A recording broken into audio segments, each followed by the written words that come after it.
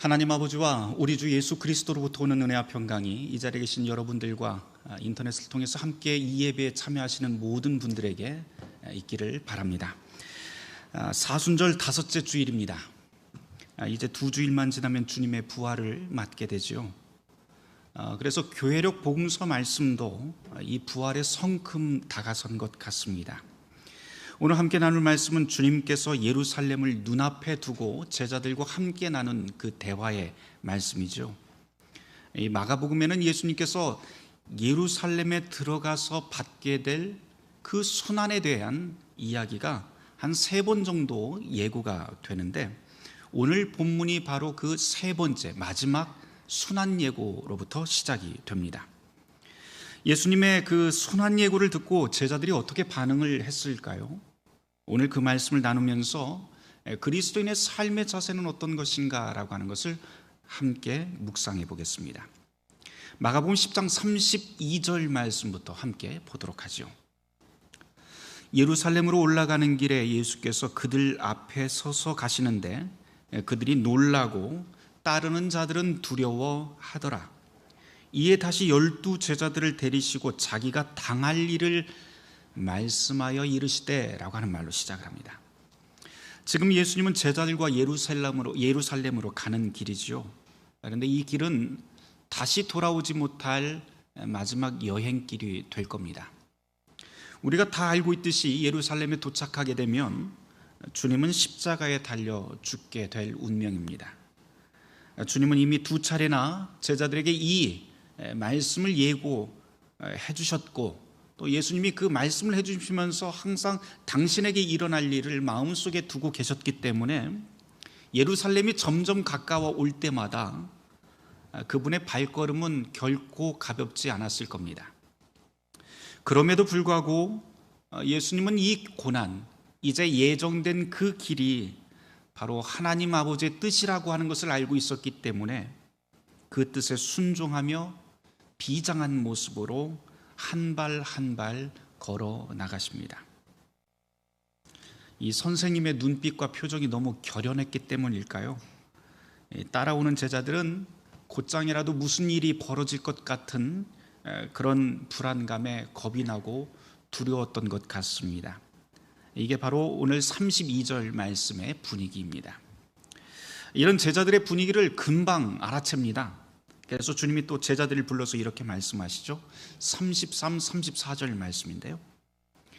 보라, 우리가 예루살렘에 올라가노니 인자가 대제사장들과 서기관들에게 넘겨짐에 그들이 죽이기로 결의하고 이방인들에게 넘겨주겠고 그들은 능욕하며 침뱉으며 채찍질하고 죽일 것이나 그는 3일 만에 살아나리라 라고 하는 말씀을 들려주십니다. 예수님의 그 순환 예고를 보면 3번 나온다고 했는데요, 앞서 2번의 그 순환 예고보다도 이 마지막 순환 예고는 너무나도 정확하고 너무나 구체적입니다. 마치 이 일을 겪고 이것을 보고 있는 것 마냥 예수님께서 이 말씀을 해주십니다. 실제로 이 말씀대로 주님은 이제 곧 예루살렘 종교 지도자들의 그 모함에 빠지게 될 것이고 붙잡혀 조롱과 모욕 속에 던져지고 이내 폭행당해 죽게 될 것입니다. 예수님의 이 순환 예고를 들으면 암담하고 두려울 수밖에 없습니다. 마찬가지로 예수님께서 그런 당신의 운명을 이렇게 진지하게 말씀하시고 있는 장면이죠. 그런데 잘 들어보면 이 말씀의 그 초점은 순환받고 고난받고 하는 것보다도 더 중요한 걸 말씀을 해주시죠. 이 말씀 맨 끝에 보면 3일 만에 부활할 것이다 라고 하는 그 말씀을 해주십니다. 지금 걸어가고 있는 이 길이 비록 수치와 고난, 죽음이 준비된 길이지만 그것으로 끝이 아니다. 하나님의 끝은 바로 하나님이 일으켜 세워주시는 그 영광의 자리가 될 것이다 라고 하는 것을 주님은 이 말씀을 통해서 가르쳐 주시고 있습니다. 주님이 이렇게 자꾸만 반복해서 제자들에게 이런 말씀을 들려주시는 이유가 무엇일까요? 그것은 실제로 이런 두려운 일이 일어났을 때 제자들이 미리 마음의 준비를 하라고 하는 것이죠. 두려워하지 말라는 것입니다. 또한 동시에 십자가와 이 부활의 복음이 제자들의 마음속에 심겨져서 그것이 나중에 신앙의 열매로 다시 맺기를 원했기 때문입니다. 지금 이 말씀은 생명과 직결된 문제입니다. 그렇다 보니까 주님은 제자들에게 매우 무겁고 진중한 목소리로 지금 이 이야기를 들려주고 있는 중입니다. 그런데 제자들은 이 예수님의 말씀을 어떻게 들었을까요? 글쎄요, 오늘 본문만 놓고 보면 분명히 이 제자들은 귓등으로도 안 들었던 것 같습니다. 35절 말씀을 읽어보면 분위기 확 깨는 이야기가 이어지고 있지요. 야고보와 요한이 이 지금 진지한 예수님 앞에 딱 나와서 이런 이야기를 시작합니다. 선생님, 우리가 원하는 것은 다 해주세요 라고 말을 갑자기 툭 던집니다. 제가 이 구절을 읽다가 꼭 철부지 아이가 땡깡 놓는 것 같은 그런 느낌이 들어갖고 웃음부터 나오더라고요. 엄마 이거 사줘 저거 사줘 그러면 자기가 원하는 건 다 엄마가 해주는 줄 알고 그렇게 이야기하듯이 지금 야고보와 요한이 예수님께 이런 요청을 하고 있죠. 실제로 이 말씀 속에서 보면 야고보와 요한은 예수님께 일종의 백지수표 나에게 주십시오라고 하는 말과 똑같은 행동을 하고 있습니다. 그 백지수표의 내용이라고 하는 것은 예루살렘에 가서 예수님이 영광의 자리에 올라가게 되면 오른편과 왼편의 자리를 우리에게 주십시오라고 하는 내용이죠. 자기들의 욕망을 채우기 위한 그런 청탁을 하고 있는 대목입니다. 좌우편에 앉는다는 것, 그것은 실세가 되겠다고 하는 뜻이기도 한데요, 이 상황을 우리가 잘 생각을 해보면 굉장히 좀 어이가 없어요. 예수님의 그 진지한 그 상황도 그렇지만 지금 12제자가 다 있잖아요. 12제자가 다 있는데 두 명만 앞에 툭 튀어나와서 좌우편의 자리, 권력의 자리를 우리에게 주십시오라고 이야기합니다. 다른 제자들이 다 지켜보는 데서 이런 말을 하는 걸 보면 이 두 사람 간도 큰 것 같아요. 제자들끼리 지금 3년 동안 예수님 곁에서 많은 것을 보고 체험하고 그렇게 살아왔습니다.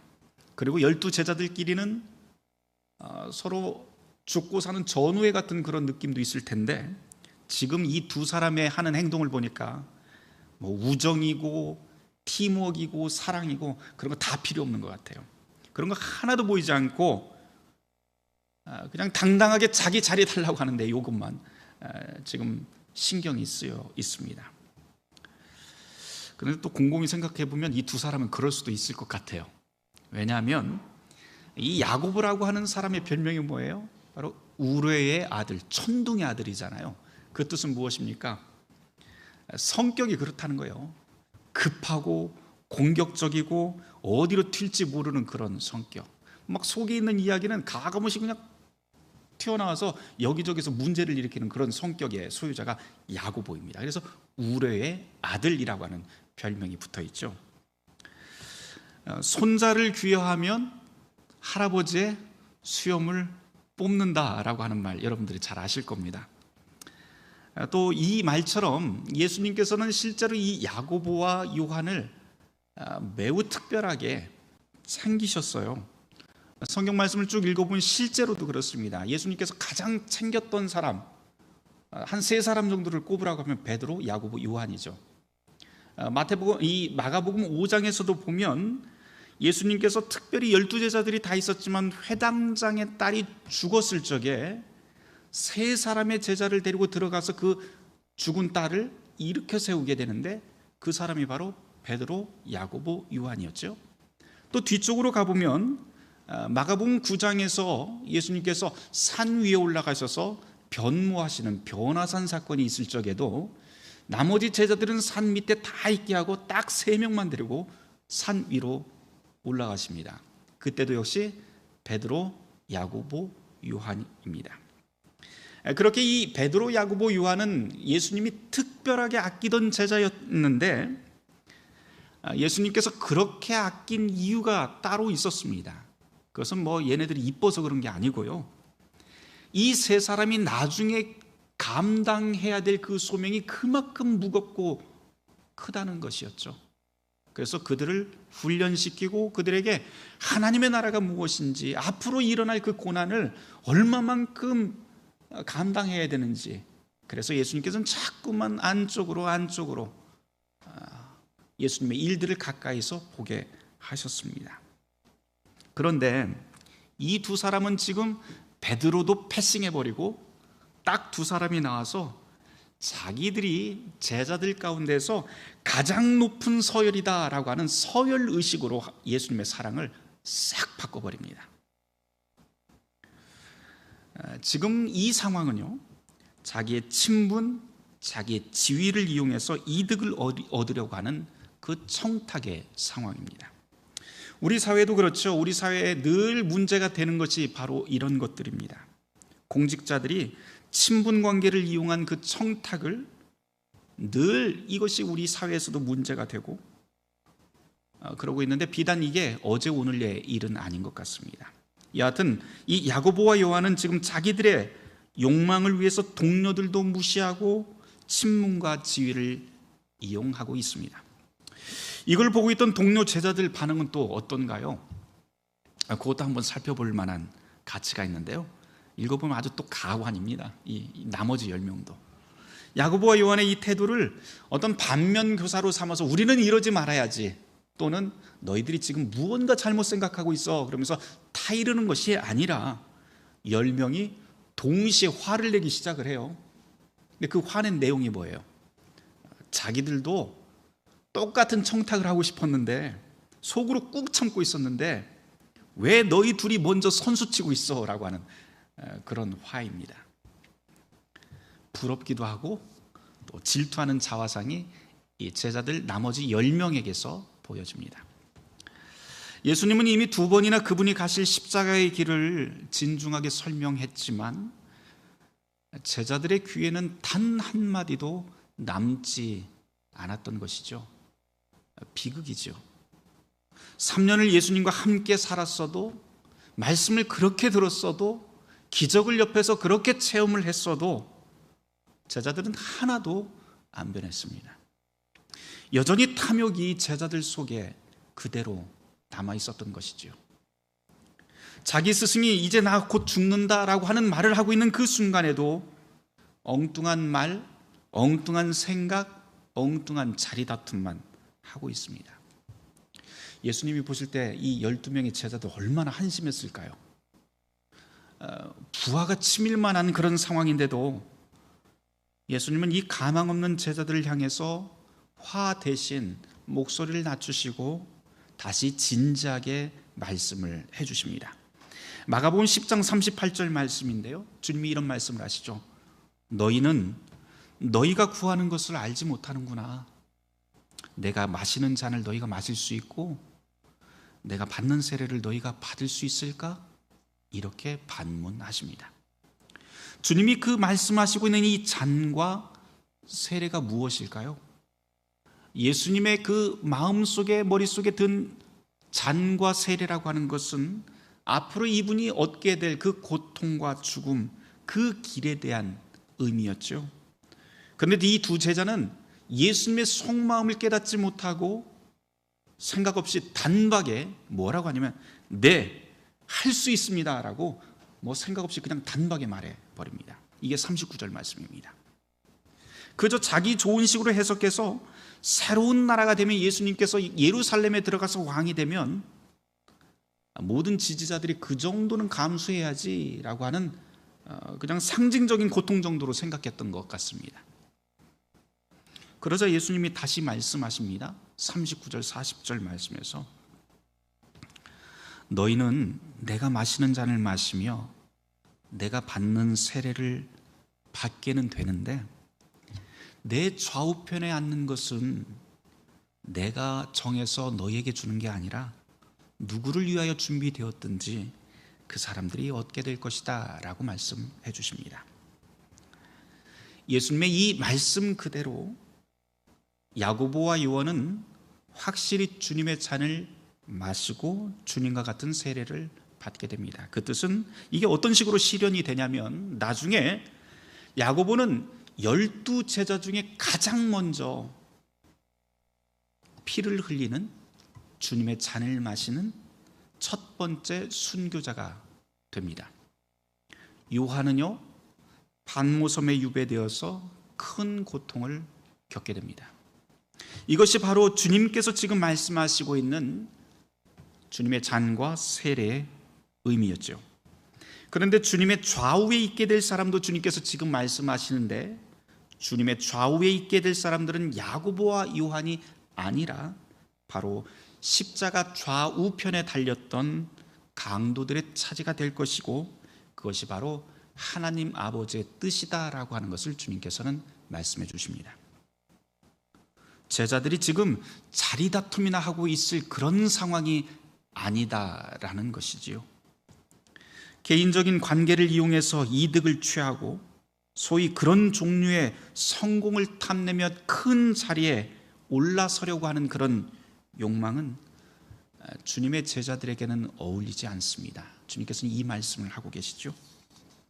제자들을 향한 예수님의 말씀이 계속 이어집니다. 42절 말씀인데요, 예수께서 불러다가 이르시되 이방인의 집권자들이 그들을 임의로 주관하고 그 고관들이 그들에게 권세를 부리는 줄 너희가 알지 않느냐.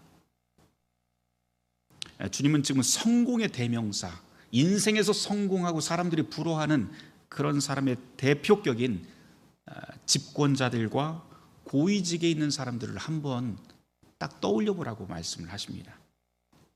이 사람들이 누구예요?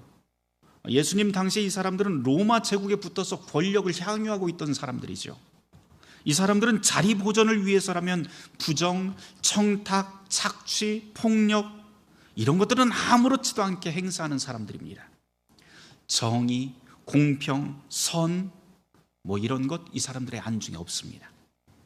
자기들의 권력과 지위를 이용해서 토지와 땅을 더 확보하고 돈과 권력에 도움이 되는 일이라면 부정부패를 아무렇지도 않게 저지르던 사람들이 바로 주님께서 너희들 그 사람들 알잖아 라고 하는 이 말씀입니다. 힘없는 백성에게 얼마나 부당하고 나쁜 짓을 저질렀는지 제자들도 다 알고 있었죠. 그렇기 때문에 주님은 그 사람들을 한번 떠올려 보라고 합니다. 권력자의 말 한마디에 로마 군인들은 무조건 복종하고 통치자의 엄지손가락 하나에 생명이, 무고한 사람의 생명이 살았다 죽었다 합니다. 이게 억울하든 아니든 불의하든 아니든 합리적이든 아니든 그런 것 상관없던 시대이죠. 이게 소위 세상에서 힘이 있다고 하는 사람, 부와 권력의 자리에 앉아있는 사람들의 모습인데, 너희들 한번 잘 생각해봐라. 그게 옳은 일일까? 라고 하는 말씀입니다. 너희들 그거 정말 좋아? 라고 묻는 장면이죠. 제자들이 듣고 모두 다 긍정할 만한, 예수님 말씀이 옳습니다 라고 할 만한 그 시간이 되자 예수님은 이제 가장 중요한 말씀을 꺼내십니다. 43절 말씀인데요, 너희 중에는 그렇지 않을 것이다. 무슨 뜻이에요? 다른 사람들은 다 그런 자리를 바라고 다 그렇게 되길 바라고 그걸 큰 사람, 위대한 사람, 성공한 사람이라고 부러워하더라도 너희들은 다른 생각을 가져야 한다라고 하는 말씀이죠. 세상 풍조를 따라서 성공, 위대함의 가치를 그런 식으로 매기지 말아야 된다라고 하는 예수님의 말씀입니다. 그럼 어떤 기준으로 살라고 하는 말씀일까요? 주님의 말씀이 계속 이어지죠. 43, 44절 말씀, 너희 중에 누구든지 크고자 하는 자는 너희를 섬기는 자가 되고 너희 중에 누구든지 으뜸이 되고자 하는 모든 사람은 모든 사람의 종이 되어야 된다라고 하는 말씀을 들려줍니다. 오늘 이 예수님의 말씀을 우리가 깊이 새기고 묵상해야 될 것 같습니다. 간혹 이 43, 44절의 이 말씀을 두고 이렇게 생각하는 분들이 있어요. 다른 사람에게 인정받고 성공적인 그 지위에 오르기 위해서는 잠깐이라도 봉사의 삶을 살아야 돼. 봉사의 삶을 산 다음에 높은 자리로 올라갈 수 있어 라고 단계별로 생각합니다. 그렇게 봉사하고 있으면 다른 사람들이 저 사람 정말 겸손한 사람이야, 그렇게 칭찬하고 때가 되면 높은 자리로 사람들이 쭉 올려줄 걸로 그렇게 생각합니다. 실제로 선거철만 되면 이런 모습 우리가 너무 자주 보잖아요. 그렇죠? 그래, 좋아, 내가 잠깐 봉사할게. 그런 다음에 대신에 그 나중에 그 높은 자리는 내 차지야. 주님이 정말 이런 식으로 성공 방정식을 우리에게 가르치고 있는 걸까요? 아니요, 그렇지 않죠. 예수님이 지금 말씀하시고자 하는 그 의도는 섬기는 삶 자체가 그 자체가 귀하다라고 하는 것입니다.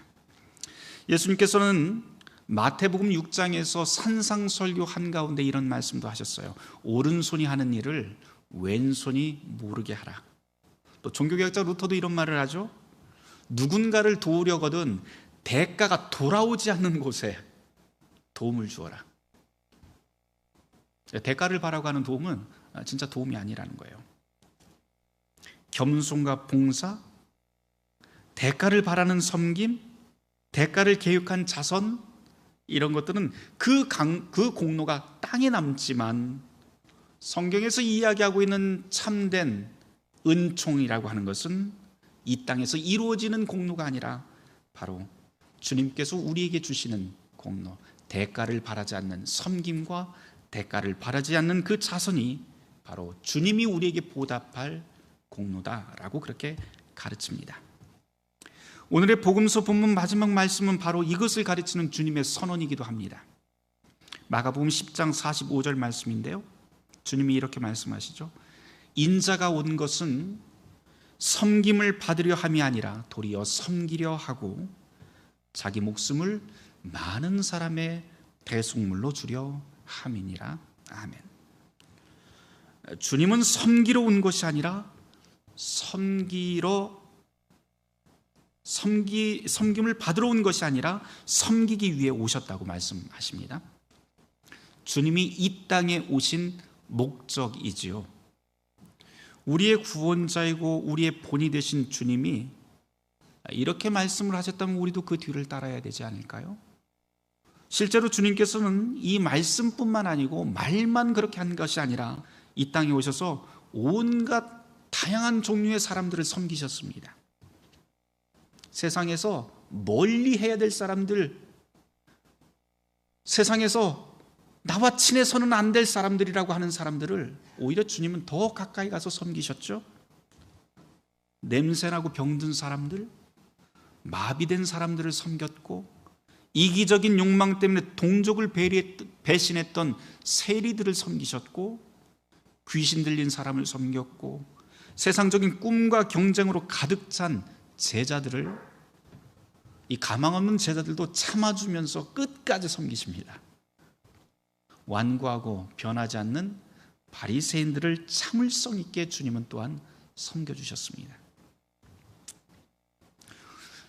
예수를 따른다고 하는 우리는 어떤가요? 우리는 낮은 곳에서 섬기다가도 참을성이 인해 바닥이 나버리곤 합니다. 때때로 우리는 나 충분히 섬겼지 않아? 얼마나 더 이렇게 봉사해야 돼? 라고 하면서 화를 내기도 합니다. 그러나 여러분, 우리를 참아주시고 우리를 위해 섬기시는 우리 주님을 기억합시다. 말씀을 맺겠습니다.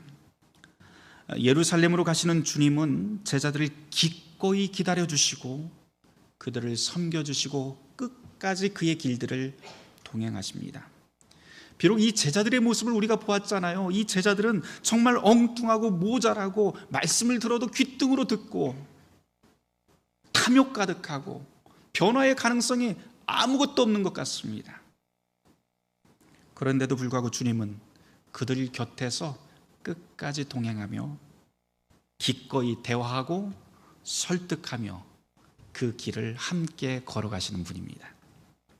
그리고는 마침내 모든 제자들도 주님이 가셨던 그 길, 그리고 주님이 마셨던 그 잔과 세례를 함께 받을 수 있도록 인도해 주십니다. 이 기다림과 그분의 사랑이 이 12 제자에게만 국한이 되어 있을까요?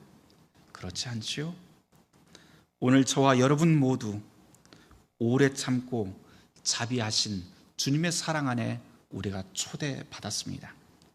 사랑하는 성도 여러분, 바라기는 이 사순절의 기간 주님의 이 십자가의 사랑을 기억하고 감사하는, 그리고 함께 나누는 저 여러분들이 되길 주님의 이름으로 축원합니다.